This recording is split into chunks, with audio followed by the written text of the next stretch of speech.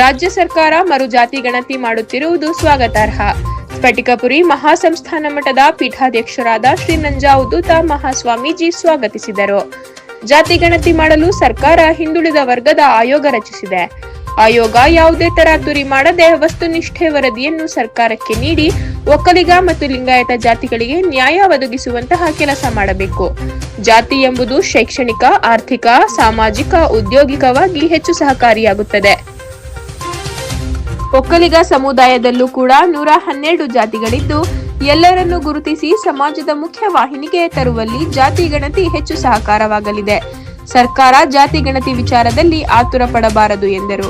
ಶಿರಾ ತಾಲೂಕಿನ ರಾಷ್ಟ್ರೀಯ ಹೆದ್ದಾರಿ 48ರ ಶಿರಾ-ಕಳ್ಳಂಬೆಳ್ಳ ಟೋಲ್ಗೇಟ್ ಸಮೀಪದ ಸ್ವಾಗತಂ ಫ್ಯೂಯಲ್ ಜಂಕ್ಷನ್ ಲೋಕಾರ್ಪಣೆಗೊಳಿಸಿ ಮಾತನಾಡಿದರು.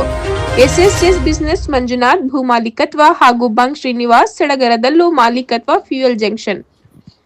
ಜಿಲ್ಲಾ ಪಂಚಾಯತ್ ಸದಸ್ಯರು, ನಮ್ಮ ಸಮಾಜದ ಮುಖಂಡರು, ಅತ್ಯಂತ ಉತ್ಸಾಹಿಗಳು ಆದಂತ ಶ್ರೀನಿವಾಸ್ ರವರು, ಇವ್ರ ಹೆಸರೇನಿಲ್ಲ, ಮಂಜುನಾಥ್ ಅವ್ರ ಸಹಕಾರದೊಂದಿಗೆ ನ್ಯಾಷನಲ್ ಹೈವೇನಲ್ಲಿ ಒಂದು ಪೆಟ್ರೋಲ್ ಬಂಕ್ ಅನ್ನ ಇವತ್ತು ಲೋಕಾರ್ಪಣೆಗೊಳಿಸುವಂತ ಕೆಲಸವನ್ನ ಮಾಡಿದ್ದಾರೆ. ಬಹಳ ಸಂತೋಷ. ಶ್ರೀನಿವಾಸು ಮತ್ತು ನಮ್ಮ ಶಿವಣ್ಣ ಅವರ ಸಹೋದರರು ಇವರೆಲ್ಲ ಬಹಳ ಶ್ರದ್ಧಾವಂತರು.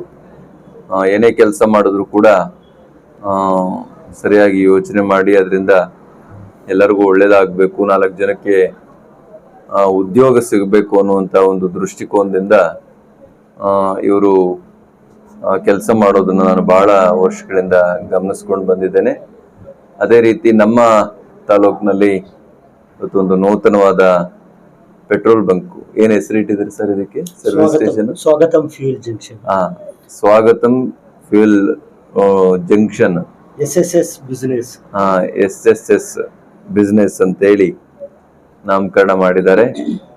ಬಹಳ ಸಂತೋಷ. ಇದು ಚೆನ್ನಾಗಾಗ್ಲಿ, ನಮ್ಮ ತಾಲೂಕಿಗೆ ಬಹಳ ಅನುಕೂಲ ಆಗುವಂಥದ್ದು, ಗ್ರಾಮಾಂತರ ಪ್ರದೇಶಕ್ಕೆ ಅನುಕೂಲ ಆಗುವಂಥದ್ದು. ಇವತ್ತು ಜಾಗತಿಕವಾಗಿ ಮುಂದುವರೆದಂಥ ಎಲ್ಲ ಅವಕಾಶಗಳನ್ನು ನಾವು ಬಳಸ್ಕೊಳ್ಬೇಕಾಗ್ತದೆ.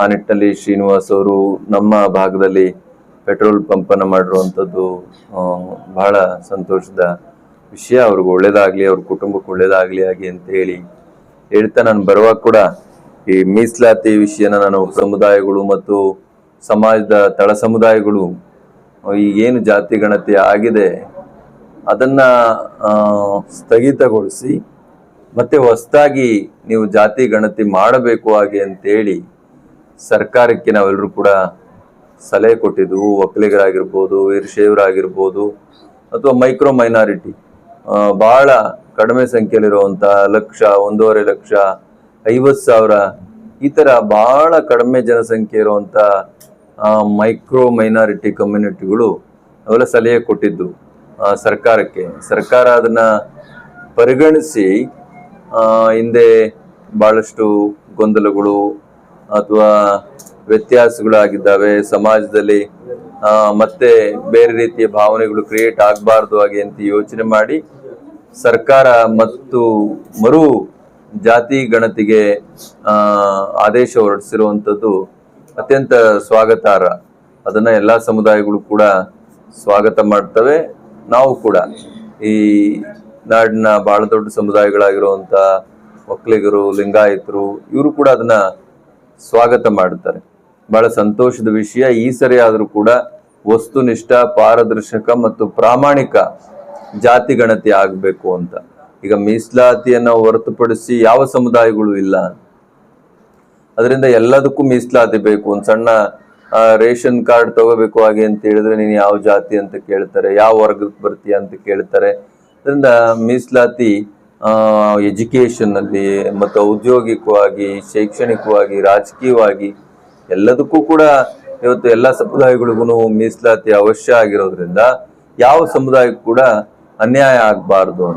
ಅವೆಲ್ಲ ಈ ಬಸವಣ್ಣನ ನಾಡಿನಲ್ಲೇ ಹುಟ್ಟಿದಂಥವ್ರು, ಇವನ್ಯಾರವನೆಂದೆನಿಸಿದ್ರಿ ಅನ್ನುವಂಥ ತತ್ವದ ಅಡಿನಲ್ಲಿ ನಾವು ಬಾಳ್ತಕ್ಕಂಥವ್ರು, ಸರ್ವ ಜನಾಂಗದ ಶಾಂತಿಯ ತೋಟ ಅಂತೇಳಿ ನಾವೆಲ್ಲ ನಂಬಿರುವಂಥವ್ರು, ಕುವೆಂಪು ಅವರ ಆದರ್ಶಗಳನ್ನ ಇಟ್ಕೊಂಡು ನೋಡ್ಕೊಂಡು ಬೆಳೆದಿರುವಂಥವ್ರು. ಅದರಿಂದ ಯಾರಿಗೂ ಕೂಡ ತಾರತಮ್ಯ ಆಗ್ಬಾರ್ದು, ಯಾರಿಗೂ ಕೂಡ ಅನ್ಯಾಯ ಆಗ್ಬಾರ್ದು ಅನ್ನುವಂಥದ್ದು ನಮ್ಮೆಲ್ಲರ ಧ್ಯೇಯ. ಆದ್ರಿಂದ ಈಗಲಾದ್ರೂ ಕೂಡ ಕಳೆದ ಮೀಸಲಾತಿ ಅಥವಾ ಜಾತಿ ಗಣತಿಯಲ್ಲಿ ಏನೇನು ವ್ಯತ್ಯಾಸಗಳಾದವು, ಗೊಂದಲಗಳಾದವು, ಅದೆಲ್ಲವೂ ಕೂಡ ಸರ್ಕಾರಕ್ಕೆ ಗೊತ್ತಿದೆ. ಅದನ್ನ ಸರ್ಕಾರ ಮನಗಂಡೇನೆ ಮತ್ತೆ ಮರುಜಾತಿ ಗಣತಿಗೆ ಆದೇಶ ಮಾಡಿರುವಂಥದ್ದು. ಈ ಸರಿ ಅದು ಯಾವ ಗೊಂದಲಕ್ಕೂ ಕೂಡ ಅವಕಾಶ ಮಾಡಿಕೊಡದೆ ಪಾರದರ್ಶಕವಾಗಿ, ಪ್ರಾಮಾಣಿಕವಾಗಿ, ವಸ್ತುನಿಷ್ಠವಾಗಿ ಮೊನ್ನೆ ಒಳ ಮೀಸಲಾತಿ ಜಾತಿ ಗಣತಿ ಮಾಡಿದ್ರು. ಬಹಳ ಬೆಂಗಳೂರಿನಲ್ಲೇನೆ ಲಕ್ಷಾಂತರ ಮನೆಗಳಿಗೆ ಹೋಗ್ಲೇ ಎಲ್ಲ ಸ್ಟಿಕ್ಕರ್ನ ಅಂಟಿಸಿದ್ರು ಹಾಗೆ ಅಂತ. ಅಂದ್ರೆ ಜಾತಿ ಗಣತಿ ಆಗಿದೆ, ಇದನ್ನ ಸರ್ವೆ ಮಾಡಿದ್ದೇವೆ ಅಂತ. ಆ ಮನೆಗಳ ಒಳಗೋಗಿ ಕೇಳಿದ್ರೆ ನಮ್ಗೆ ಗೊತ್ತೇ ಇಲ್ಲ ಹಾಗೆ ಅಂತೇಳಿ ಹೇಳ್ತಾ ಇದ್ರು. ಅದರಿಂದ ಈ ಒಂದು ಜಾತಿ ಗಣತಿ ಕೂಡ ಅದೇ ರೀತಿಯ ಒಂದು ಸರ್ವೆ ಆಗ್ಬಾರ್ದು ಅನ್ನುವಂಥದ್ದು ನಮ್ಮೆಲ್ಲರ ಒತ್ತಾಸೆ. ನಾಡಿನ ಜನಗಳ ನಾಡಿನ ಮಿಡಿತವನ್ನ ಅರ್ಥ ಮಾಡಿಕೊಂಡು ಯಾವುದೇ ಗೊಂದಲಗಳಿಗೆ ಅವಕಾಶ ಕೊಡದೆ ಸರ್ಕಾರ ಏನ್ ಸೆಪ್ಟೆಂಬರ್ ಈ ತಿಂಗಳು 21, 22ರಿಂದ ಏನೋ ಶುರುವಾಗ್ತದೆ, ಅದನ್ನು ಸರಿಯಾದ ರೀತಿ ಮಾಡಬೇಕು ಹಾಗೆ ಅಂತೇಳಿ ಈ ಸಂದರ್ಭದಲ್ಲಿ ನಾನು ಸರ್ಕಾರಕ್ಕೆ ಮತ್ತೊಮ್ಮೆ ಎಲ್ಲ ಸಮುದಾಯಗಳ ಪರವಾಗಿ ಸಲಹೆ ಕೊಡ್ಲಿಕ್ಕೆ ಇಚ್ಛೆ ಪಡ್ತೇನೆ.